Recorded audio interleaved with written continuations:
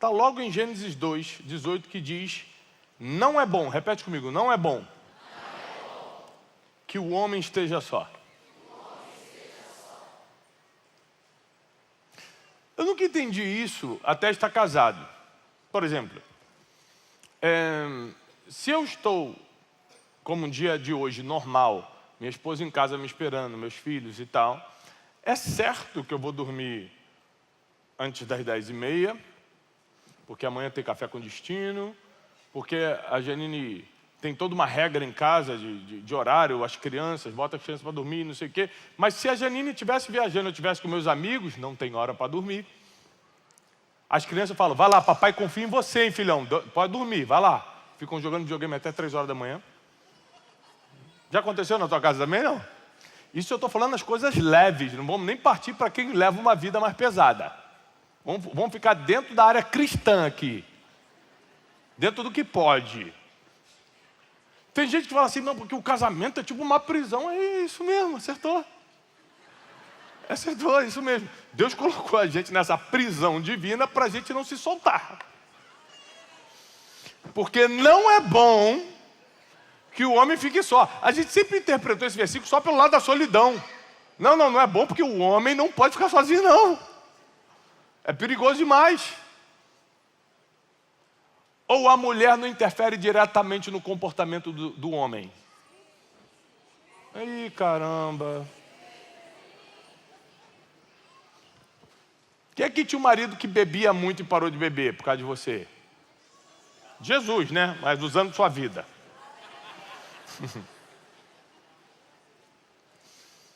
E outras cositas más que não podemos falar. Estamos ao vivo.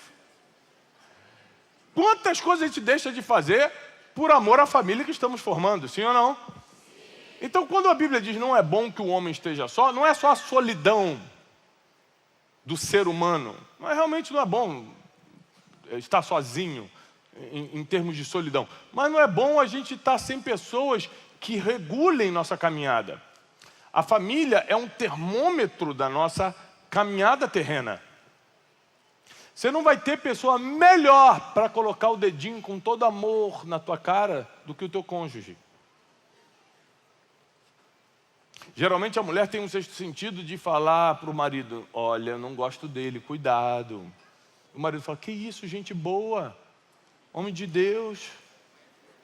Toma-lhe uma facada pelas costas. Aí a mulher tem sempre aquela sabedoria de falar: não te falei? Te disse? A mulher tem uma sabedoria, né, para comunicar com o marido.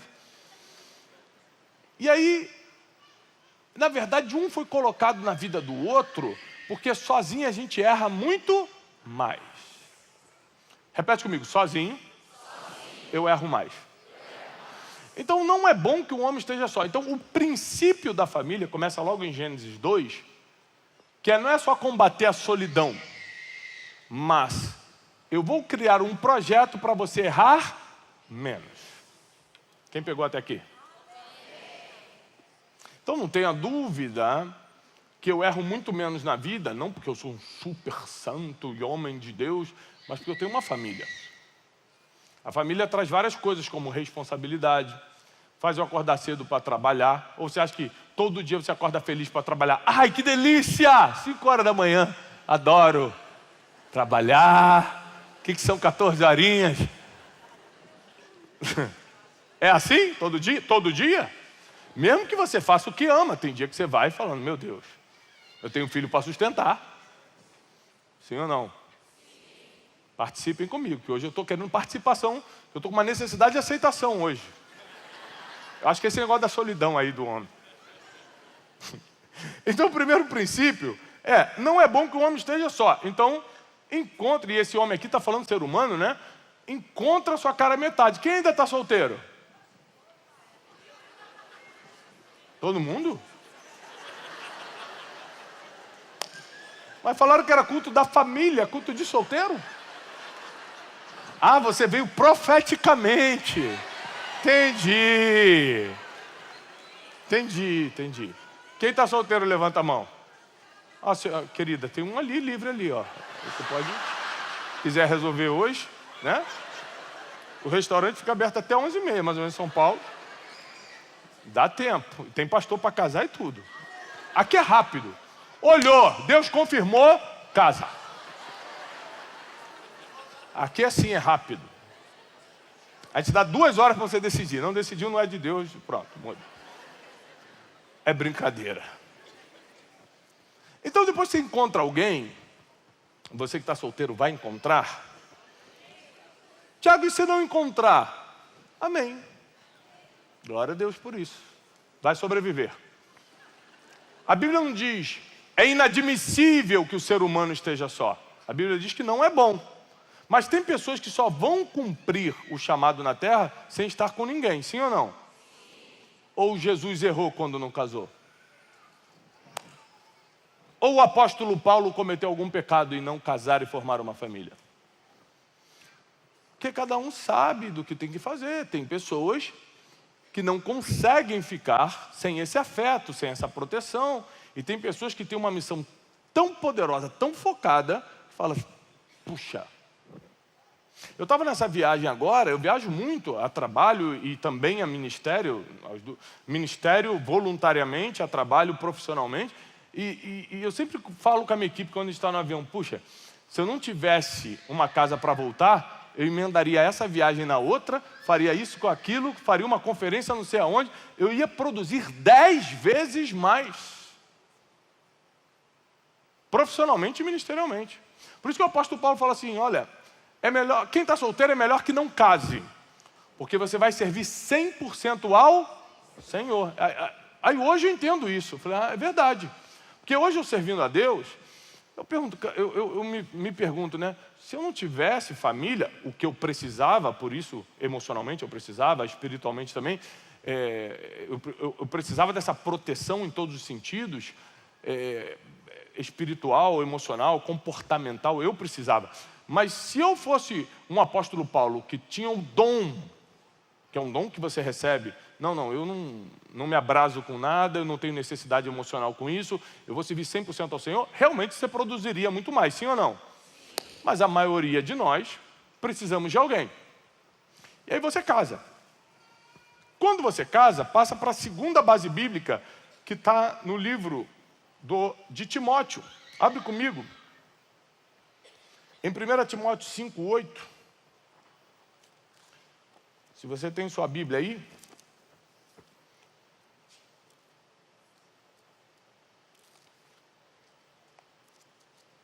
por favor. 1 Timóteo capítulo 5, versículo 8. Ora, se alguém... Lembrando que quem escreveu essa carta foi o apóstolo Paulo ao seu filho na fé, Timóteo. Calvino chamava essas cartas do apóstolo Paulo a Filemão, a Timóteo, a Tito de pastorais, porque eram conselhos do pastor Paulo para os seus discípulos. E o apóstolo Paulo fala o seguinte, no versículo 8 do capítulo 5 da primeira carta a Timóteo. Ora, se alguém não tem cuidado dos seus, especialmente dos da própria família, tem negado a fé e é pior do que o descrente. Vou repetir. Ora, se alguém não cuida dos seus, em outras versões, dos seus parentes, principalmente dos da sua família, porque para quem não sabe a diferença de família e parente, família é pai, mãe e filho. Parente é tudo que engloba o resto. Você casou, continue honrando o seu pai e sua mãe, mas sua família agora é sua esposa e seus filhos. É por isso que muita gente às vezes escreve, Tiago, a minha sogra perturba meu marido, não consegue dizer não para ela e ela quer mandar aqui em casa. Eu falei, é porque ele não conhece a Bíblia. Porque se conhecesse, ia saber que a família agora é ele, a esposa e os filhos. Os pais são parentes, os primos são parentes, os irmãos são parentes. Cuida dos parentes também, mas principalmente, diz o apóstolo Paulo, da família. E quem descuida da família é pior do que o descrente e negou a fé. Nem fala que é crente, é isso que ele está dizendo. Não queima nosso filme, não. Porque uma das características de ser crente é cuidar do que Deus lhe confiou. Então, a partir do momento que a Bíblia diz em Gênesis que não é bom que o homem esteja só, vem o apóstolo Paulo, já no Novo Testamento, e instrui a Timóteo: olha, cuida da sua família, porque senão nem crente você pode dizer que é. Então você que é pai, você cuida da sua família sendo o provedor, sendo o protetor físico e emocional dos teus filhos, sendo o sacerdote da tua casa, colocando a mão neles e profetizando, orando por eles. Só quando eu estou viajando, quando eu estou em casa, não tem exceção. Eu coloco meus filhos para dormir e oro por eles.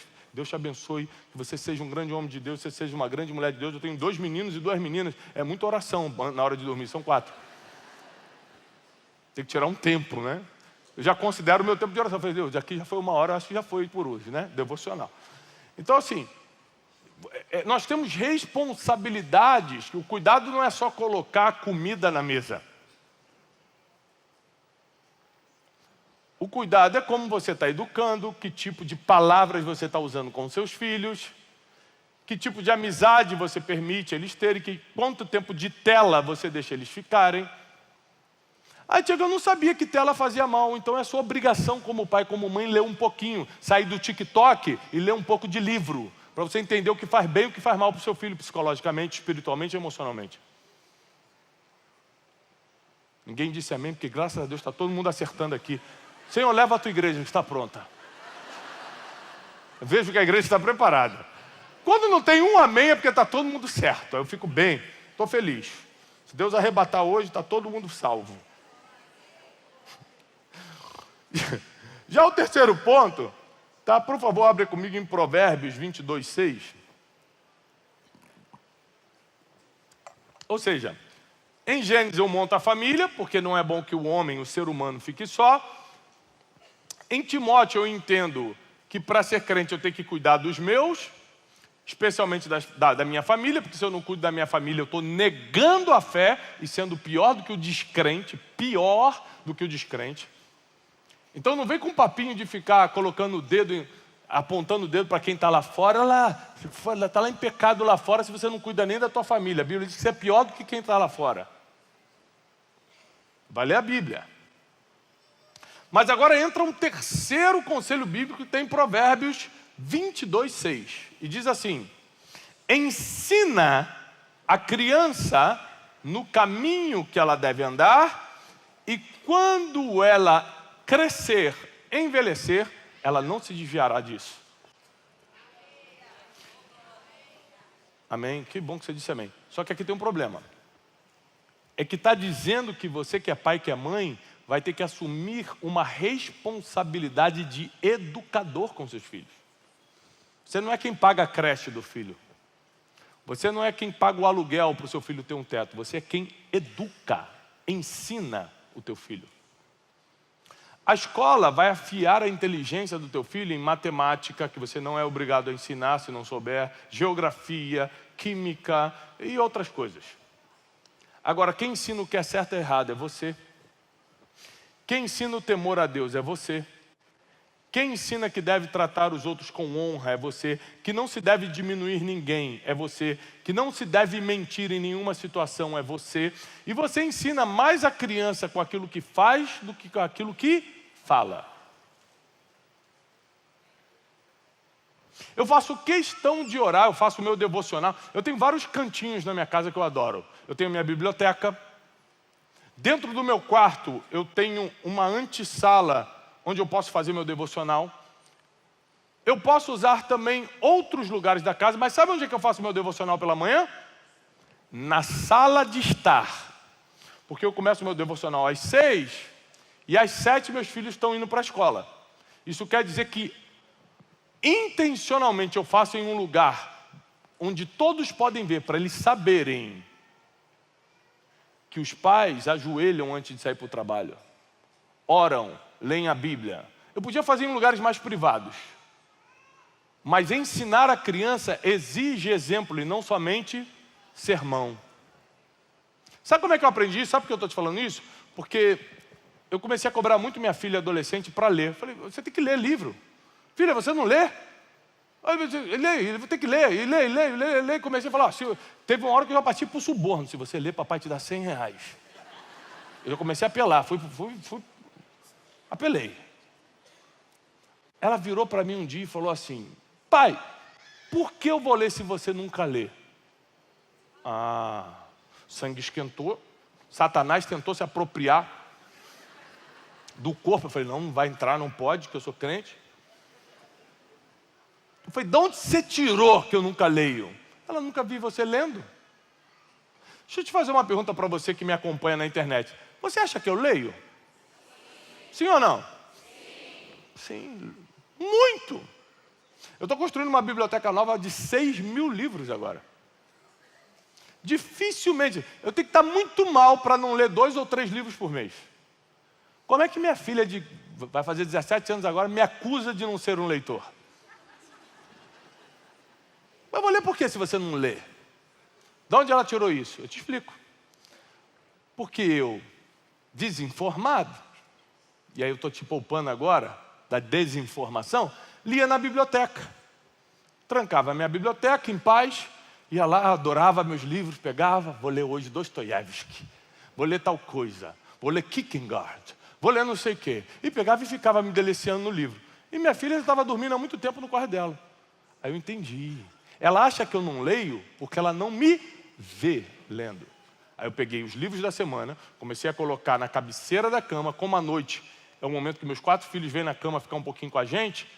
Eles chegam, eu já boto meu óculos e já fico assim, ó. E aí, boa noite. Não aguento mais ler, papai aqui está lendo tantas horas.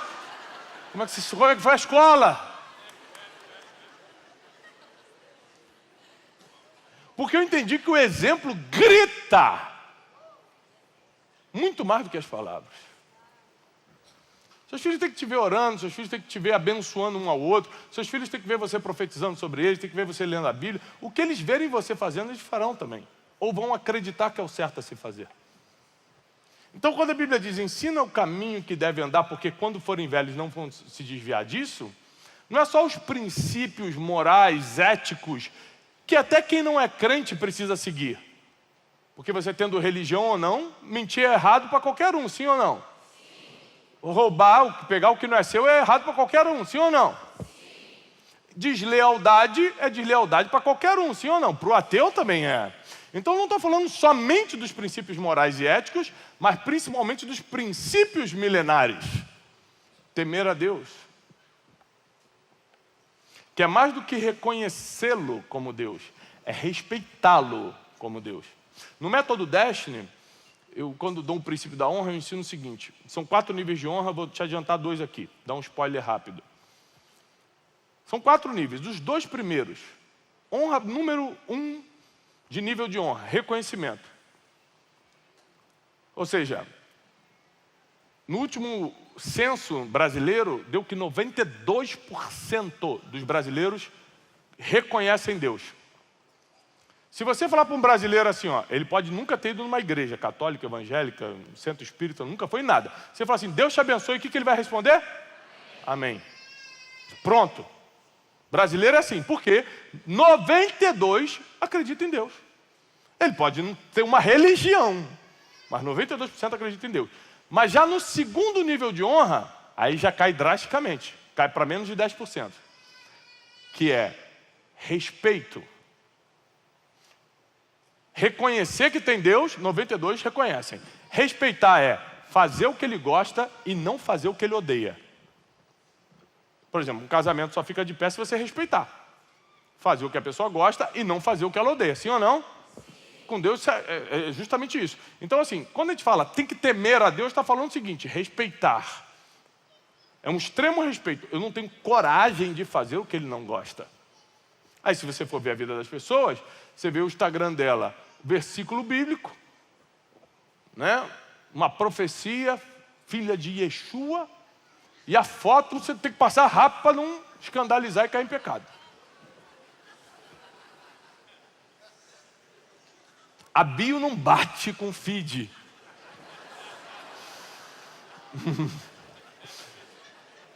Meu Deus. Até pequei entrar aqui, Jesus. Me perdoa. É que eu fui pela bio.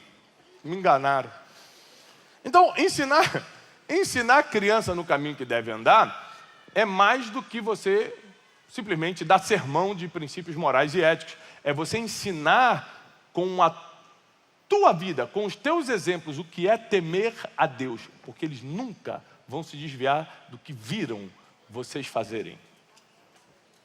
Mas nós temos aqui também um quarto conselho bíblico para a família. Está em Efésios 5, 25. Que diz: maridos, amai as vossas mulheres. Mulheres, honrai os vossos maridos. Pais, não provoqueis a ira dos vossos filhos. Ou seja, formei família em Gênesis, tenho que cuidar daquilo que eu formei em Timóteo. Agora eu tenho que ser educador dos filhos que saem dessa relação em Provérbios. E vem Efésios agora dando uma regra básica. Casou? Casou. Teve filho? Teve. Então agora ama a tua mulher, honra teu marido e não provoque a ira dos teus filhos. Cuidado com o nível de disciplina que você faz, cuidado com as palavras que você usa, cuidado com as injustiças, cuidado com o tom de voz. Não provoque a ira dos teus filhos. Quem está entendendo? Tem gente, principalmente quem é das antigas aqui, 45, 50 a mais, pode falar assim: eu sei que meu pai me amava, eu sei que minha mãe me amava, mas se passasse a gravação de como essa pessoa te tratava, não parecia amor. Quem está entendendo? Era uma chicotada, era uma gritaria, era puxão de cabelo, era chinelo teleguiado. Mas lá no fundo, você sabia, me ama. Sim ou não? Você sentia, me ama, não percebo nas atitudes, mas acho que lá no fundo. E quando a Bíblia diz não provoquei, assim, marido amar a esposa, é porque é uma prática. O amor é uma prática de respeito, uma prática de lealdade, uma prática de perdão, porque nem sempre você vai ser perfeito. Quem pode subir aqui e pregar perfeição? Ninguém. Eu não estou falando de perfeição, não. Eu estou falando de um amor que diz a Bíblia, o amor cobre uma multidão de pecados. Um amor que resolve. Um amor que está decidido a caminharem juntos, porque são uma só carne, até a eternidade. A resolver o que tem que resolver. A Bíblia diz, marido, ame sua esposa, esposa, honre seu marido. Eu nunca entendi isso, até ter certo destaque profissional. E às vezes, para quem me acompanha na internet, eu falo para 30, 40, 60 mil pessoas presencialmente. Eu já falei em estádio de Belo Horizonte para 60 mil pessoas. Tem vídeos meus no YouTube para milhões, 4, 5 milhões de pessoas. E eu desço de um palco, muita gente me elogia. Nossa, muito bom, mudou minha vida, olha, aquele livro seu.